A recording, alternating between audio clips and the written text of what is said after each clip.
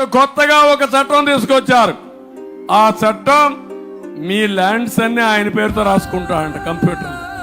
జగన్ ప్రభుత్వాన్ని ఎదుర్కోలేక ఎలక్షన్ టైంలో ప్రతిపక్షాలు పెద్ద కుట్రకే తెరలేపాయి. కేంద్రంలో ఉన్న బీజేపీ ప్రభుత్వం తీసుకొచ్చిన ల్యాండ్ టైటిలింగ్ యాక్ట్ ద్వారా జగన్ ప్రజల భూమిని లాక్కుంటున్నారంటూ విష ప్రచారం చేస్తున్నారు. ఇప్పటికే ఈ విషయమై కోర్టుకి ఆంధ్ర రాష్ట్ర ప్రభుత్వ న్యాయవాది చెప్పడం జరిగింది. దేశం మొత్తం అమలైన రోజున ఆంధ్రప్రదేశ్ కూడా ఈ చట్టం అమలు చేస్తుందని వెరీ క్లియర్ గా చెప్పడం జరిగింది. అయినప్పటికీ కూడా రాష్ట్ర ప్రభుత్వంపై విష ప్రచారం చేస్తున్నారు.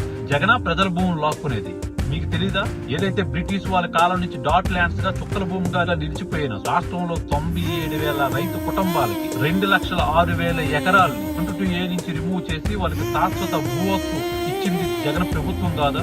ఏదైతే రిజిస్ట్రేషన్ అయిపోయిన తర్వాత ఆన్లైన్ లో ఎక్కించడం కోసం ప్రజలు పడుతున్న ఇబ్బందులను చూసి మండల రెవెన్యూ కార్యాలయం చుట్టూ తిరగలేక ప్రజలు పడుతున్న ఇబ్బందులను చూసి ఆటోమోటిషన్ అనే వ్యవస్థను తీసుకొచ్చి రిజిస్ట్రేషన్ అయిన 24 గంటల్లోనే